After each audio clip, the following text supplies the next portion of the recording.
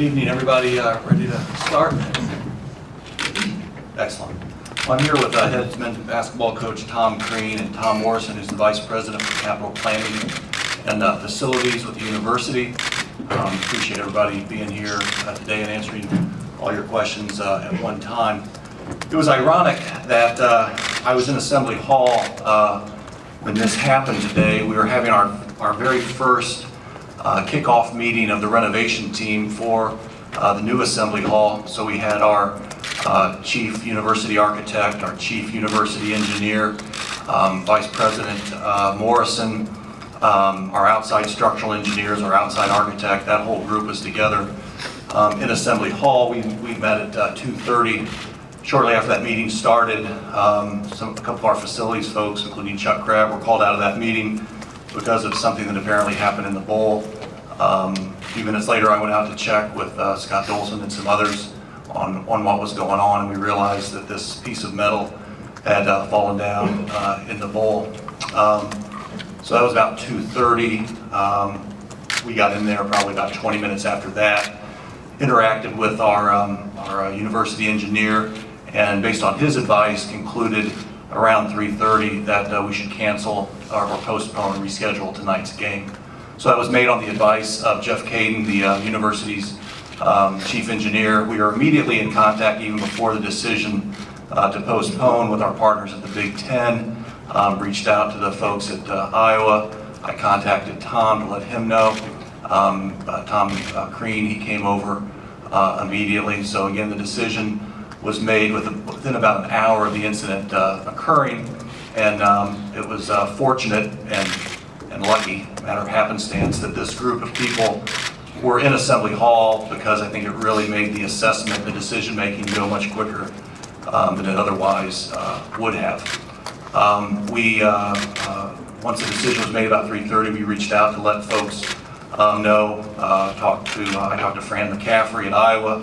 Talked to the folks at the Big Ten Network, also talked to Dave Brandon, the AD at Michigan, because we have a women's basketball game scheduled for tomorrow night, and we issued the announcement, I think it was about 10 till 4. So from the time it fell at 2:30, made a decision about an hour, about 20 minutes after that, advised the public that we wouldn't be having the game. Going forward, we are in conversations with Iowa on when the men's basketball game will be rescheduled. Under Big Ten rules, we have 72 hours as institution to institution to find a mutually acceptable date. Both Indiana and Iowa are confident that we'll be able to accomplish that. In the event that it's not rescheduled within 72 hours by agreement of the teams, then the Big Ten conference makes that decision. We've also concluded, based upon again, advice from Jeff Caden, the chief university engineer, that the women's basketball game will go on as scheduled tomorrow night, because we're able to handle the anticipated capacity within the midsection or the red section, if you will, of Assembly Hall, away from the corners where the metal had dislodged this afternoon. So again, I talked to David Brandon about that, and my understanding is Michigan is on their way to Bloomington. I should also mention that we appreciate the generosity of Trustee Jim Morris, the president of the Indiana Pacers, who offered to have the game played, the men's basketball game against Iowa, played in Bankers Life Fieldhouse. After consultation with our event staff, we concluded that logistically that's just not anything we could put together on 24 or even 48 hours notice. We understood the appeal of potentially having Iowa be able to play while they were still here, even if it delayed a little bit. But because of the uncertainty of returning to Assembly Hall and the logistical challenges of playing in Bankers Life Fieldhouse, we respectfully declined the Pacers' offer, but we appreciate it very much. In terms of what happened, we're still trying to sort that out, but we've had the benefit of having not only the chief engineer of Indiana University review the situation both internally in Assembly Hall and actually physically. He just returned from the roof, and I just got a report from him. We also had 2 external structural engineers make a preliminary review of the situation. Fink Roberts and Petrie, are the structural engineers hired for the renovation. Again, as I mentioned, they were here in Assembly Hall, and they were able to make a visual inspection of what happened. And then the folks from RC Engineering, who are our ongoing structural engineer for Assembly Hall, and I assume other aspects of the university, also took part, and they had representatives on the roof inspection today too. So we have some preliminary feedback on sort of what went wrong and what happened, but I want to really emphasize that it's preliminary and subject to change once they get up and make a more immediate visual and physical interaction with this facing that is in Assembly Hall. And it's 100 feet in the air, so it's not the easiest thing to access. We've had to call in special equipment from Indianapolis to be able to physically, I assume it's like a cherry picker, something like that, to get up close to the facing. So I'm not an engineer, so bear with me, but in the four corners of Assembly Hall, there is a facing of steel plating that runs basically from each side up into the middle at a mild curve, if you will. And the preliminary assessment is that with the snow and ice accumulation, it's settled at the lowest point in that curve in such magnitude that it essentially popped that bottom plate off. And it was about a 6 foot, 8 foot by 1 foot piece of metal, weighs about 50 pounds, popped off that facing. So we think that the issue is limited to the plate that is at that, whatever an inverted apex is, the bottom of that curve in each one of the four corners of Assembly Hall. Of course, we're going to be inspecting all the plating on all that facing and not limiting it to the three remaining pieces of plating at those three bottom portions of the curve.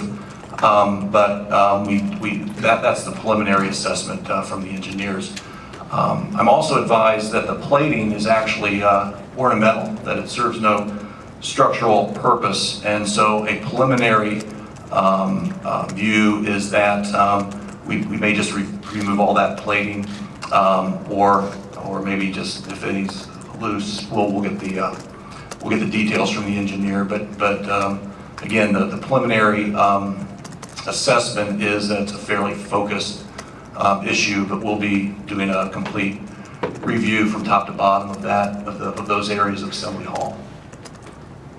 So that's a lot of information. Maybe I'll stop and take a breath there, and I'd be happy to entertain questions. And Tom Morrison and Tom Crean are also available if anybody has any questions for them. Coach, where were you at the time, and what did you observe? Well, first it was behind closed doors. We're getting ready for our walkthrough and putting the finishing touches on what we wanted to accomplish there, and I didn't have my phone with me at first. And then when I got my phone, I responded to Fred's voicemail and text right away, and then literally dropped what we were doing and got to the gym as quick as possible. And you know, obviously it's a very tough situation to look at. You feel bad for everybody involved, but at the same time you look at it and you just absolutely realize that a incredible tragic crisis could have been averted, or was averted, I should say. And so you have to look at it from that lens, and from that point on, we just did everything we could do to be supportive, look at what the contingency plan would be before we met with the team, and then decide to go forward and have practice and treat it like it's a day before a game practice, not knowing if it would be or not, and continue on the way we would have. Go ahead. Yeah. Fred, you mentioned that you declined the Pacers' offer to have it at Bankers Life Fieldhouse. What were the communication? What was that process like as far as talking with Iowa about that? Did they have any sort of say or input as far as supporting your decision on that? Jim Morris contacted my office, but I was hard to get a hold. My phone went dead because I'd been out doing things, and my secretary actually reached out to me and said, "Hey, Jim's calling, and here's the offer." So I powwowed with our event staff on how we can make that work logistically, and and all that, and the feeling was on a 24-hour, 48-hour turnaround, that just didn't make sense. Iowa was open to playing at Bankers Life Fieldhouse if it worked, and they were here, and would have been happy to stay, and that normally would have made sense if we were able to pre-plan that, but as the host, I think it was our responsibility to decide whether we could appropriately host a Big Ten game on that short notice, and my conclusion, based on advice from our event staff, was that we could not. Will there be a complete assessment of the roof area of Assembly Hall? I'm sure it's fairly worrisome that you would have that much ice accumulation, perhaps snow, that would cause this to happen. How would you go about looking at the structural integrity of that area? Yeah, let me try that, and then Tom may will undoubtedly have a better, more informed response. We the university, examine the roof structure here, particularly because its unique nature, every other year. So it's on a regular inspection schedule, and ironically, I guess, we had our most recent inspection late summer, early fall of this year. Again, the preliminary report from the engineers, and I hesitate to get into preliminaries, but I know you guys will ask me, so I'll tell you what I know, is that the popping off of this wasn't from a corrosive, long-term event. It was from more of a traumatic, immediate event, and you know, the load that this roof has had to take has been, you know, pretty unusual. Everybody knows the snow and ice and cold conditions that we've had. So from interacting with Tom Morrison, I think we're fairly are quite comfortable that the appropriate inspections are being made. It'll be even better after this round with the structural engineers. But it doesn't sound like this. It doesn't sound like this was a long-term maintenance issue, but rather a traumatic event connected with an immediate weather situation. Yeah, we did just complete last summer the biennial review of the roof structure here. It's something we do on a regular basis. The roof itself was replaced about 3 years ago. The roof is designed, every roof is designed to have some give to it, and this one did, but the amount of weight that's up there is somewhat exceptional. Dustin. You mentioned logistics would be the reason why you would be able to take it up to Baker's Life. I guess elaborate on that. What are some logistics that, you know, what all would have to be done, and what specifically makes it impossible to do?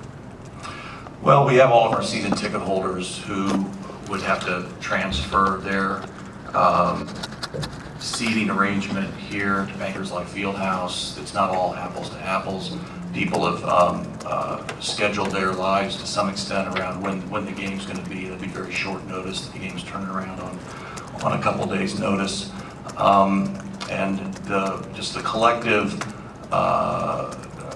efforts that need to go into putting on a Big Ten game. Our event staff felt like we couldn't do it in a way that they were comfortable with. Ken? Tom, considering the way the weather has warmed up over the past couple of days, is there any chance that the weight of the snow plus the temperature affected kind of the elasticity of the cables that were up there? Sure. Again, preliminarily, it looks like it's a weather event, and sure, you could make the case that today we've gone from what has been an extended, long period of extreme cold, a lot of snow, and then everything starts to melt today, and so that all immediately gets heavier.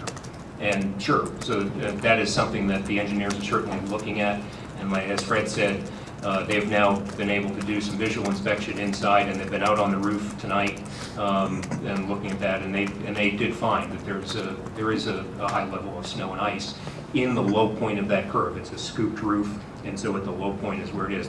I can report from the engineers that the drains are working. Our concern initially was that the drains were frozen. Like everything else you've probably seen in your homes, the gutters are freezing. The drains are working, but it's going to be slow. There's an awful lot up there. Jim? When do you anticipate being able to have a final answer that the building is solid and games can continue? We will be bringing in a piece of equipment tomorrow that will, as Fred said, basically a lift that we'll put on the floor of Assembly Hall. It's about 100 feet in the air, So we will go up there and visually and physically look at all of those fascia panels. And if they need to come off, they'll come off. That's the good news. The good news is that the solution to the problem that we know of right now is just to take those pieces off if they are loose or they're not tight.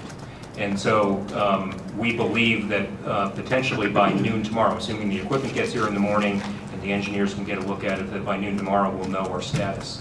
But as Fred noted, we feel comfortable with the women's basketball game tomorrow night, given the constraints in the seating, because we've got the problem fairly isolated. So by tomorrow night, fans may know whether or not the next regular scheduled men's game will go on as scheduled. That's Fred.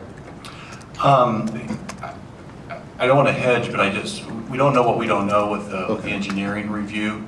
But I'll put it like, our hope is that we'll have enough information after they get in and confirm some of these preliminary beliefs as to what the issue is, that as early as tomorrow, we could confirm that our next regularly scheduled game will be able to be held in Assembly Hall. Now, that could change depending on what the engineers find out or find out they don't know, but I would say I hope that as early as tomorrow we can confirm what our next regularly scheduled game is.